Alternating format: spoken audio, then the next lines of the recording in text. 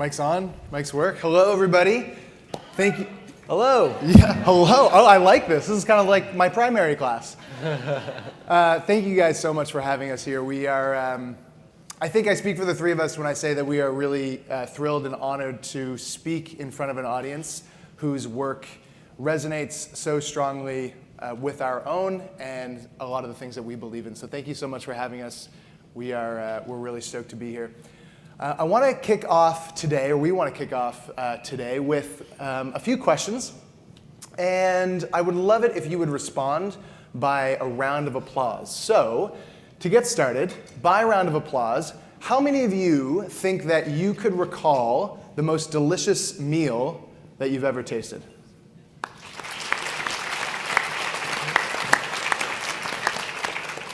Okay, how about this one? By round of applause, how many of you think you could recall the most beautiful sunrise or sunset you've ever witnessed? Okay, how about this one? By a round of applause, how many of you think you could recall the most mind-melting orgasm you've ever had?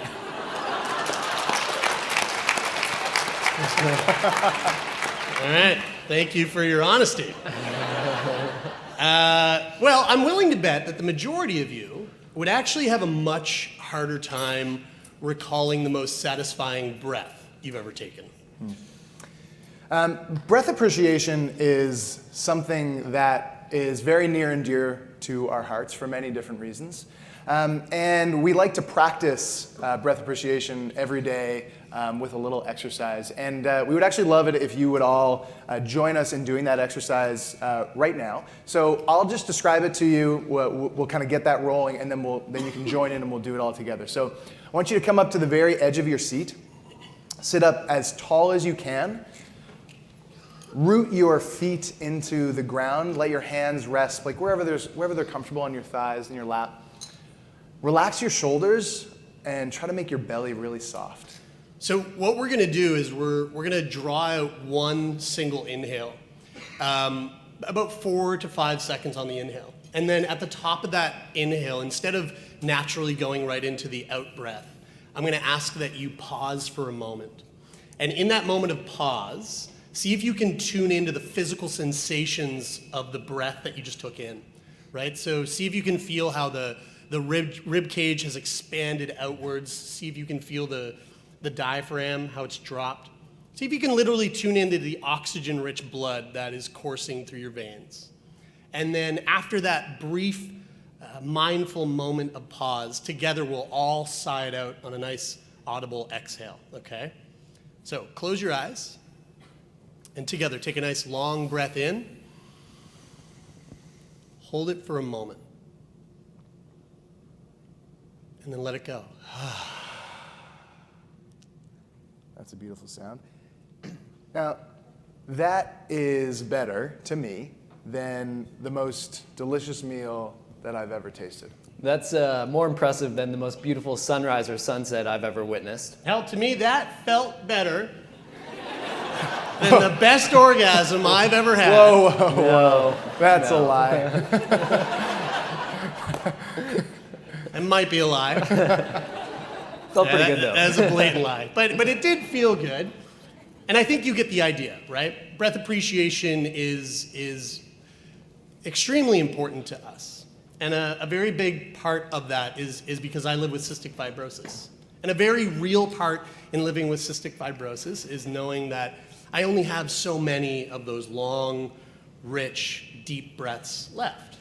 Before we go any further, we should probably introduce ourselves. Right. That's a good idea. I'm Brian. I'm one of the co-hosts and producers of Sickboy Podcast. I am Taylor, also co-host, co-producer, Sickboy Podcast. And oddly enough, I'm Jeremie, also a producer and co-host of Sickboy Podcast.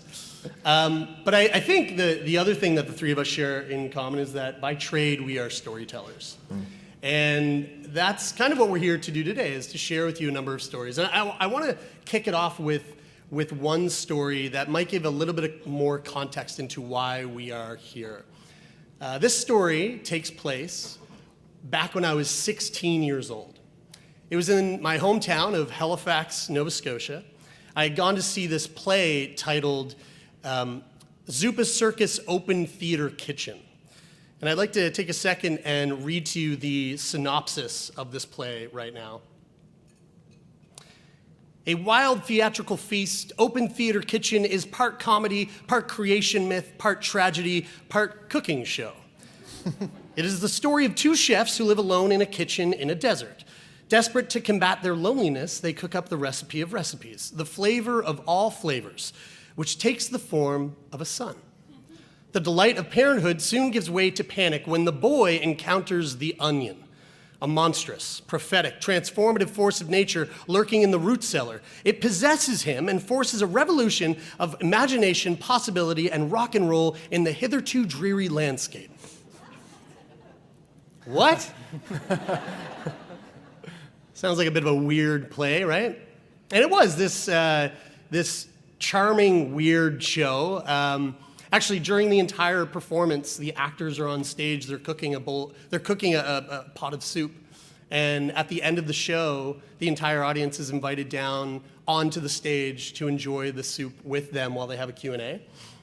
But that's not what made this night so remarkable for me at 16. What made this night so memorable was the performance of one man by the name of Ben Stone. Just by chance, is there anyone in this room who knows who Ben Stone is? Perfect. By day, Ben Stone is a school teacher. And by night, Ben Stone plays a boy and an onion. And what made this so memorable for me at 16 was watching his ability to step out onto a stage and simply through the use of his physicality and through the use of his voice, he was able to capture an entire audience and place them into the palm of his hand. This is one of the most impressive things I've ever seen in my entire life up to this point. And that night was the night, right there, that I decided, from this moment forward for the rest of my life, I want to be an actor. The worst financial decision I've ever made in my entire life. Yeah. But that is what I went on to do. I started a career in acting. I don't regret it. I loved it. And acting was, for me, a great way to fulfill this creative need that I had, this drive. But it also, oddly enough, ended up becoming this incredible form of alternative therapy for me. You see, every time I took on a new role, I was given an opportunity to wholeheartedly live a life of somebody else, somebody who was not affected by cystic fibrosis. To me, acting was just as good as a cure. But it was also the creative form of expression that led me onto this path of stumbling into the wonderful world of podcasting. And for us, Sickboy Podcast started really organically. I had just moved home from living abroad for 4 years, and Taylor and Jeremie and I were getting together at our local library for these weekly creative sessions. And during one of those sessions, we were talking about some of our favorite podcasts, and we had this light bulb moment where we were like, we should start our own show. And it turned out that Jeremie was already sitting on this idea where he wanted to sit down with a doctor and have a really clinical conversation about cystic fibrosis. And I know what you're probably thinking, that sounds super boring, right?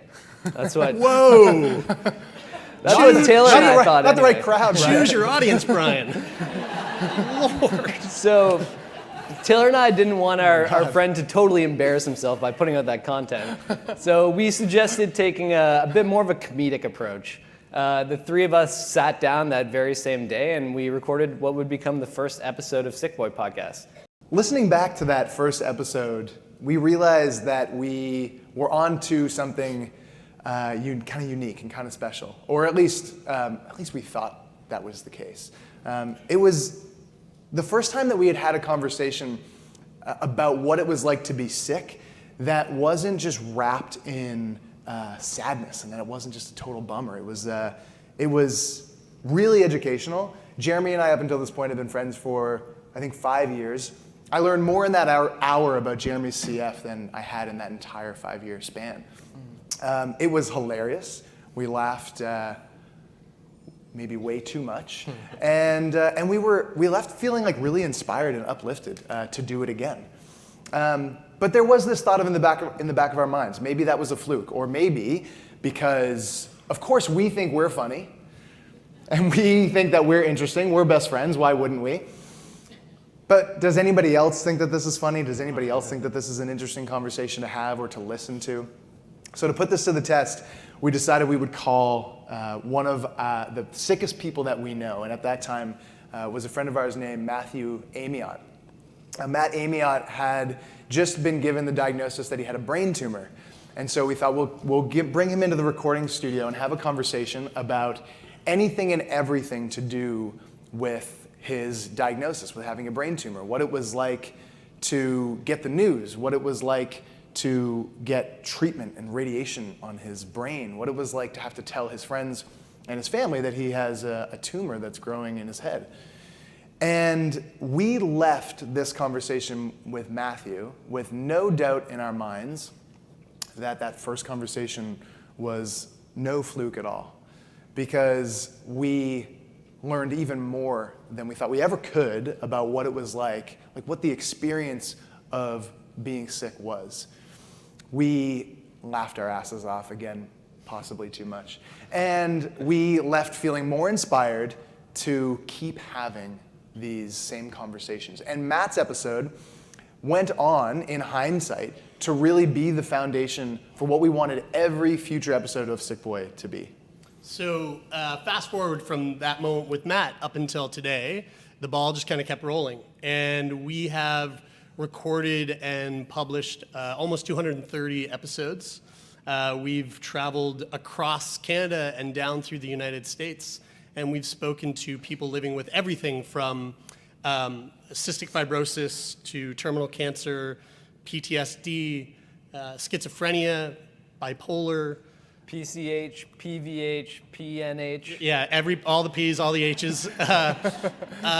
And if we haven't touched on it, we most certainly will, because we are currently sitting on a list of over 1,300 people from across the world who've actually applied to step up to the mic and share their story about what they've been going through. I'd like to take a moment now to just kind of introduce to you to some of the people that we've had on the show. This is Jessica Grossman. She has Crohn's and colitis. She also has an ostomy, and she's a professional model. And she actually models in her ostomy bag. Uncover Ostomy, if you want to check her out on Instagram. She's up to some really cool work. This is Azura Goodman. She has anorexia, and she was actually the first guest that we recorded with outside of Halifax on our first trip to Toronto. This, someone you might recognize, this is Colonel Chris Hadfield. He's not sick. He is sick, but he's not ill. Yeah. We talked to Chris about all the effects that basically going to space has on the human body, which was really fascinating. Mm-hmm. This is Sarah. She has a number of inoperable facial tumors.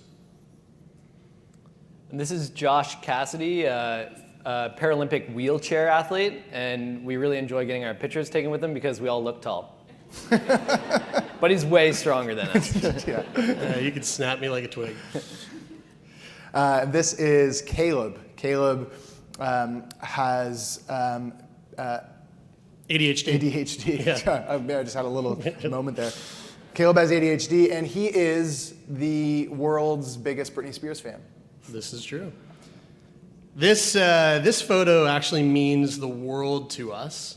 This young gentleman, who I am playing mock guitar with half of his leg, is Brandon.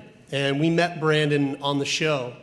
And after our 1 hour recording with him, we very soon became best friends. And Brandon actually holds the record for having been on the show more than anybody else, because Brandon's cancer just kept coming back. He had an osteosarcoma, lost his leg, and then we continued having him on. And sad to say that Brandon recently passed away due to his battle with cancer, but he will be greatly missed. And I'll never not forget this moment. Here's the thing. When we started this, we did not think that it was going to become anything other than three friends dicking around on some recording equipment that we didn't even know how to use. And to be honest with you, actually 5 years later, we still have no clue how to use half the equipment that we use. We should do something about that. But it didn't take us long to quickly realize that this is something, these conversations that we're having is something much, much greater than ourselves. I'd like to now take a moment to introduce to you to somebody else that we had on the show, somebody who really made us aware of how vital and important some of these conversations are. Someone by the name of Andrew Henderson. Andrew was living with T-cell lymphoblastic lymphoma, and he was given a very short amount of time to live out the rest of his life. He was aware of this. But before I tell you how Andrew handled his battle with cancer, I want to first paint a picture for you of who Andrew was. So when we met Andrew, it was in this makeshift recording studio that we had set up in a hotel room in downtown Toronto. It was on the first trip that we'd ever taken outside of our hometown to record episodes of the podcast. So we get a knock on the door, and I answer the door, and I'm greeted by this short, chubby, boyish-looking man with bright eyes, fair skin, fair hair, this nice little mustache. And he was wearing these skin-tight black leather pants and this beautiful, voluptuous black fur vest with nothing on underneath. He had these beautifully long, ruby red, perfectly manicured nails and an impressive amount of glittery eyeshadow. And he was holding on to what I swear was the largest bottle of champagne I think I've ever seen in my entire life. Needless to say, Andrew was absolutely fabulous. And so we are there to talk to Andrew about his battle with cancer. We waste no time and get straight into the conversation. I was going to say, what brings you to our hotel room today? Well, these three boys messaged me on Grindr and invited me over. And I just figured, well, why not? I'm up for it. I was told I had terminal cancer. Why not? Live life, right? If that went over your head, Grindr is an all-male gay dating app. So right away, we knew that our senses of humor were going to mash up pretty well. Really well. So for the next hour or so, we spoke and we laughed about every single detail of Andrew's journey with cancer. He chronicled the challenges of going through chemotherapy. He talked to us about how tough it was to have individual phone calls with his closest family members and his friends to tell them that he's dying. He talked about how hard it was for him to have to uproot his entire life in Toronto and move back to his hometown in Winnipeg for treatment. And this all sounds really heavy, but it wasn't. That conversation was so light. It was so full of this playful joy. It was chock full of inappropriate humor. And eventually we get on to the topic of Andrew's ideal funeral. What if you were to have your funeral tomorrow? Yeah, what would be the like, ideal situation? So I want to be embalmed in a champagne bottle. Oh my God, it's right here. Champagne's my life right force. here. Yeah. It is like, yeah. So I was like literally talking to glass artists, being like, can you do a life-size, like a human-size champagne bottle? Which wouldn't be that huge, because I think when you get... Oh, wait. Oh, my fuck. You said embalmed in a... Yeah, like I want to be corpse. Oh, my God. Yeah, Holy like, fuck. When I you thought first you meant- said embalmed, I thought... I pictured cremated. Yeah, me too. Oh, no. Like, you're talking like... You're My talking whole like body. full body. Just like nude floating in champagne for the rest yeah. of existence. Hold on. Like a massive, like... Did anybody go, Yeah, we can do that. The people who did, I was like, you're the best people to have around. My family was like, that's not happening. And I was like, screw you guys. Like, this is my fucking death. That's when you're like, fuck it, I'm moving to Toronto. Yeah. That's the disagree. That's the family. Yeah. And like, I'm not talking about expensive champagne here. Like, it can be Bambino. Just pour it in, seal the. You get it. Well, when Andrew died, that is exactly what he did. No, I'm joking. Come on. Is that illegal? I don't know if that's legal. No, but what he did do, actually, is, I think, far more impressive. Andrew put on this performance art piece titled Taking It to the Grave. And I want to take a moment to read to you somebody's experience who was actually at this living funeral. Erica, the hostess, enters and stands on a chair in white jeans and a sheer beaded top. She explains how the night will unfold. She leads us into the space where Glamdrew, this is Andrew's alter ego, lounges shirtless, dressed in white, wearing a glittering gold cat eye mask and makeup.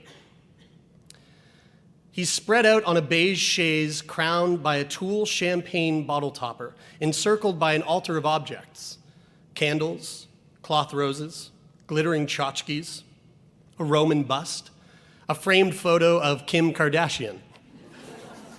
To his right, a shroud of green fabric ghosts dangle above floor pillows, inviting guests to relax and take cover. Dance music throbs through the speakers. There is gold everywhere. People crowd in, finding seats on the floor in the formal seating area in front of Glamdrew, hidden amongst the dangling green ghosts. The performance begins. Erica sweeps gold glitter inside a diamond demarcated by tape between Glamdrew and the audience. She invites us to join her. Behind her, Glamdrew waits for people to approach. They come forward one by one to say goodbye, chat, joke, and sob. Each audience member is invited to confide a regret or secret to Glamdrew. Then Glamdrew, the individual, and tattoo artist Carly Boyce will agree upon a symbol to represent the regret. Glamdrew then has these symbols tattooed on his body.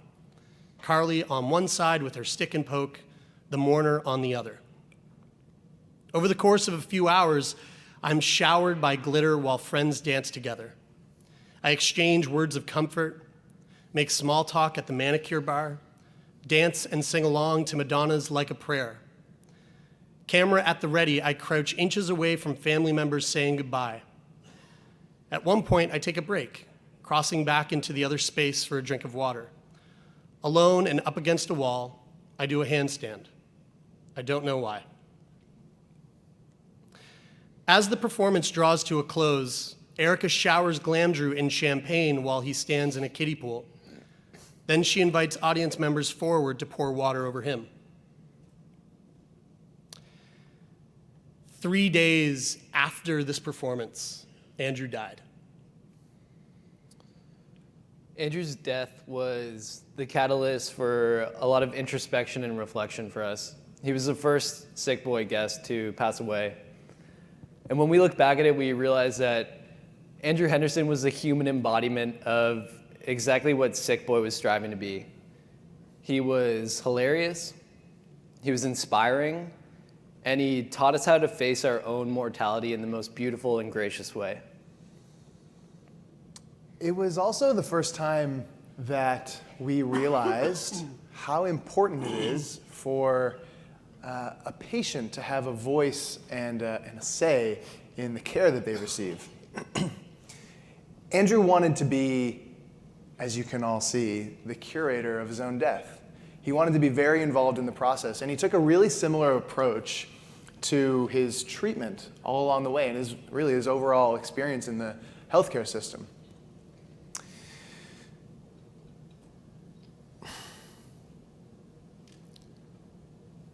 Andrew taught us many things. And the most important one that we realized after we launched the episode and we started getting feedback from our listeners was this sort of aha moment, this very kind of profound realization, this kind of last gift that Andrew left with us. The importance of being an active participant in your own healthcare. So why does this work?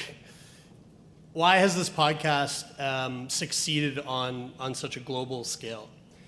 I'm sure there's a ton of different reasons for that, but I can think of one big one that stands out for me personally. I think one of the things that really worked for us was the fact that we have never once censored a single episode of Sickboy Podcast, which is really funny because when we started this entire project, I remember having the conversation with the guys early being like, okay, this has to be super accessible. It's got to be a family show. There can't be any swearing. Okay, no like over the top taboo subject matter. But really quickly, when we started having these conversations and diving headfirst into these really challenging subject matter, we started to realize that the thing that our guests are dying for is to just be real. And that means getting your hands into the nitty-gritty. That means being unapologetic and unpolished. That means being truly authentic. And so from day one all the way up until now, we have not, nor will we ever, censor a single episode of Sickboy Podcast. I think the second reason why this works is because we've never been afraid to ask tough questions. Actually, in the beginning we were afraid, but we asked them anyway. It felt like we had kind of created this space where nothing was off limits. It wasn't until we went from talking about physical illness the first time to the first episode we did on mental illness that we actually felt like this sense of uneasiness again. We knew very little about mental health at the time, and I think society at large is still working to better understand it. So when we were getting ready to sit down with this young woman who had bipolar 2 disorder, I remember saying to the guys, do you think that there's anything that we could say to her that would like cause her to, break or lose her mind or have this manic episode? And in the end, we just approached the conversation the same way we did the ones on physical illness before that, from a place of compassion. And when you do that, there's no telling that you won't make mistakes or say the wrong things. But if you come from that place of compassion, those mistakes can be forgiven. And it'll only serve to strengthen your relationships by having that open and honest conversation. Mm-hmm. And finally, we utilize our affinity for humor. As we've kind of put on display for you all so far, that's what our relationship is built on. It's built on humor, it's built on laughter, it's built on poking fun at each other. And what we really want to do is just take that and extend that out to everybody who we have on the podcast. Now, who would have thought that laughing about the experiences that go along with what it's like to be sick would have struck a chord? I don't think sitting in the library on that first day, I don't think we thought that, but it did. And it is the fundamental element of Sickboy, of what we do, that allows the project to grow bigger and better and wider each and every day. When we hear from guests, when we get feedback from guests, is what they take from the podcast, something that we hear all the time is that they feel like they are right there with us, like they're in the room, like they're a part of the conversation. And that is exactly our intention. That's exactly what we want them to feel like. Come on in and listen to some of the hardest, some of the darkest, some of the saddest things that people have ever had to go through in their entire lives, but with a very, very important twist: laughter. Now, it's the tool that we use to get to the heart of the real stuff. It's the thing that allows us to take something that for all time has been shrouded in sadness, in heaviness, and darkness, and turn that conversation on its head into something that is really fun and really engaging and ultimately really inspiring. A short, quick example of that is a story that we've told on the podcast that I've shared, which is, I would say, it's safe to say it was the scariest moment of my entire life. which is not something that you would normally equate with something funny. But bear with me. October 2017, due to complications of my cystic fibrosis, I had come down with what's called intussusception. Not to be confused with the popular Christopher Nolan movie Inception, where it's a dream within a dream within a dream. But intussusception is not that different. It's basically an intestine within an intestine within an intestine. I know there's some physicians in the room, but for those of you who aren't aware, and you may not have heard of this before, what was happening was essentially my large intestine was literally swallowing up my small intestine, like how you would roll up a pair of socks. And this is not good. Apparently you can die from this. And so I was rushed into the hospital. We went through an emergency, what's called a hemicolectomy. So I might have not pronounced that right. But basically they removed 75% of my large intestine. Got confirmation it was a hemicolectomy. So they took 75% of my large intestine and they threw it in the garbage or wherever. Wherever that goes? Yeah. But before all that fun stuff, I had to go through a round of preliminary tests. So we were basically trying to figure out what's going on with Jeremie's body. One of these preliminary tests was your standard rectal exam. Been there, done that, no problem. So I'm laying on the bed in the ER waiting for the doctor to come in, and he opens the door, and in walks the doctor, and I look up, and it's this 6'5", 250-pound beast of a human with these massive mitts for hands and these kielbasa sausage fingers. And I'm like, this guy? I gotta get a rectal exam from this guy? And he goes, no, it's going to be the resident surgeon, and ushers in this petite young woman with normal human-sized hands. Whew, okay, well, she gloves up, right? Takes her finger, buries it knuckle deep into my butt. And I'm not a stranger to having a finger up my butt. However, not so familiar with having a stranger's finger that far up my butt. That far. Well, here's the thing, though. She's not so much a stranger. I feel like I know this woman. I just can't quite put my finger on it. It's all right. It's all right, I couldn't not. So anyway, whatever. They do the exam. She takes her finger out, goes into the hallway to deliberate about whatever it is you deliberate about after having your finger up someone's ass. And then they come back in momentarily. And I remember turning to my wife and I said, I'm going to ask her how I know her. My wife's like, don't do that, please. So I look up and I say, excuse me, ma'am, how do I know you? And I swear to God, this is the first time she made eye contact with me. She looks at me and she goes, yeah, you're my yoga instructor.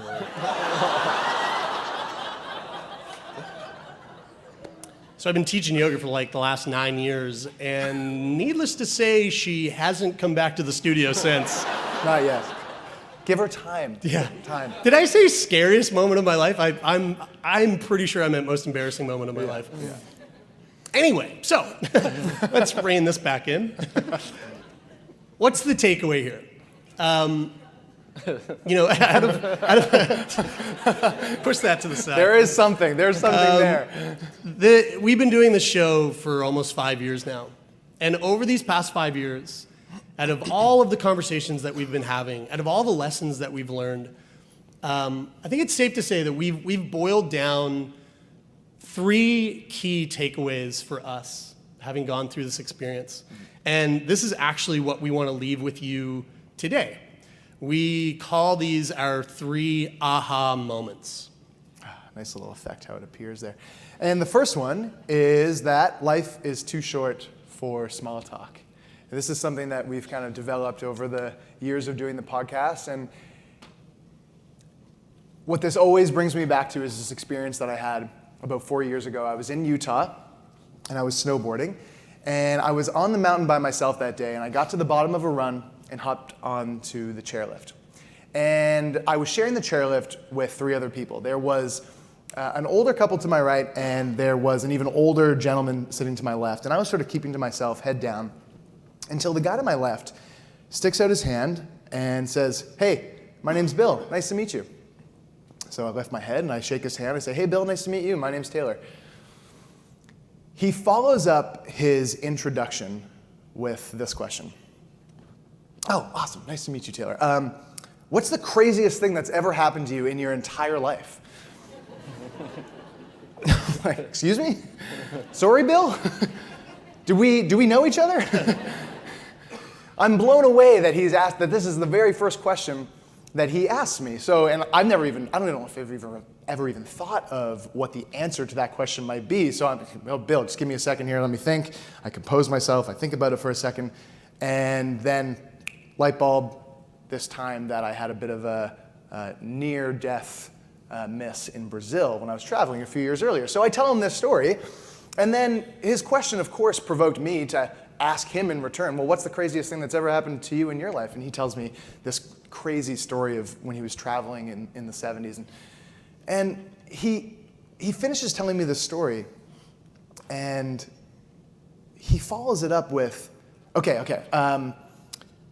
if you can do one of 2 things for the rest of your life, one of these 2 things, you can only choose one rest of your life, what will it be? Snowboarding or sex? Bill, first meeting. I think about it for a second. I give it some real thought, and I just think about it logically. For sex, I need somebody else. For snowboarding, I just need me, 2 feet. So snowboarding. I picked snowboarding, and he's okay. The couple to our right, they are mortified at the conversation that we are having. Now, we're in Vancouver. I'm assuming a lot of you have been on a chairlift once or twice in your lives. And when you get to the top, you can usually go left or you can go right. And when we got to the top, I went left and Bill went right. And I never saw Bill again. But I will never forget Bill, because even though we only had a few minutes on a chairlift in Utah, he asked me a question that said something about me, about the real me, and in turn provoked me to ask it back and to get something from him. And Bill and I, because of that, went from being complete strangers to being great friends in the matter of seconds. And that interaction has always stuck out to me really vividly, because Bill didn't ask me about the weather.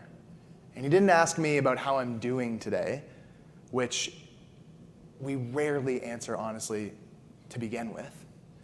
We took advantage of every second that we had together before we were just spit back out onto the mountain, never to see each other ever again. The second aha moment is your actions can change the world. Now, this sounds really grandiose, I know. Just bear with me for a moment, though. Why did I tell you the story of Ben Stone, teacher by day, actor by night? Well, I told you that story to give you a little bit of context into why we are standing here, also to pad up the 45 minutes that we have on stage. But let's unpack that for a second, right? So 16-year-old me goes and sees this show in Halifax, Nova Scotia, and this one man's performance inspires me to become an actor. And I do that. I go on that path of acting, and acting leads me into the world of podcasting. We start Sickboy, and Sickboy ends up getting pumped out across the world and is being listened to by tens of thousands of people across the world.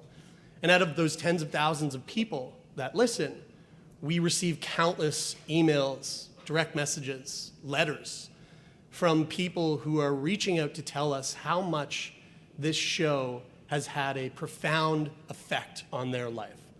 How the conversations that we are having on the podcast are fundamentally changing the way that they relate to their own illness.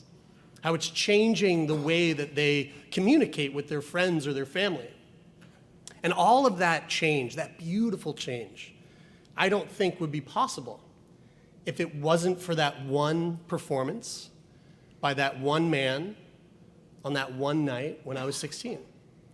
And as far as I'm concerned, or we're concerned, that could have been the shittiest performance of his entire run. But for me at 16, that was one of the most profound moments of my entire life. Do not ever underestimate that the words that you choose, the actions that you use on a daily basis, can and will go on to have a profound effect on the people's lives that you surround yourself with, whether you come to realize this or not. And the third and final aha moment is every single person has an incredible story to tell. Every caregiver, every patient, every doctor, all of you, everybody has an incredible story to tell.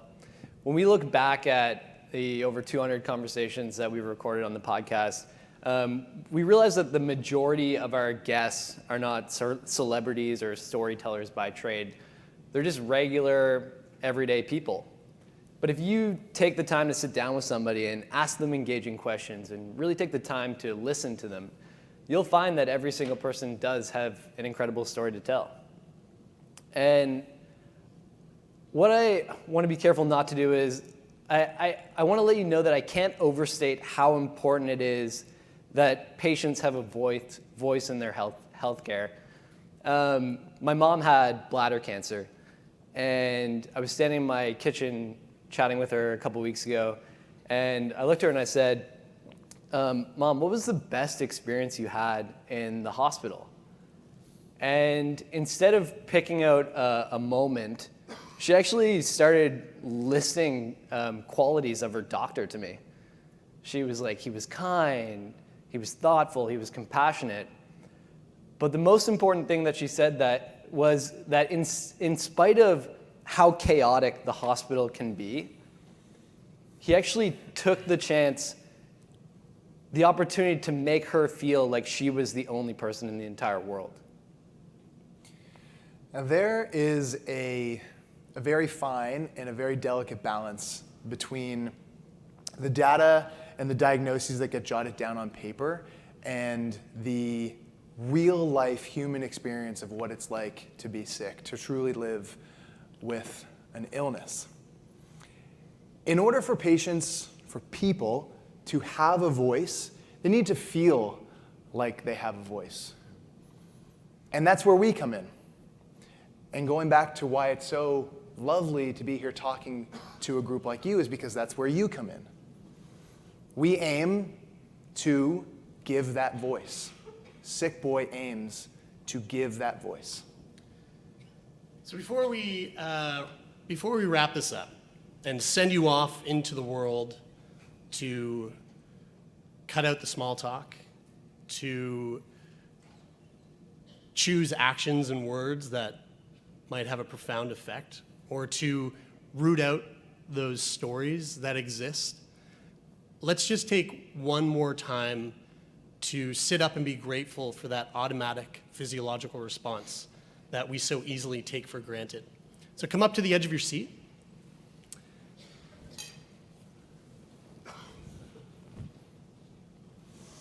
Plant your feet, soften your belly, and close your eyes.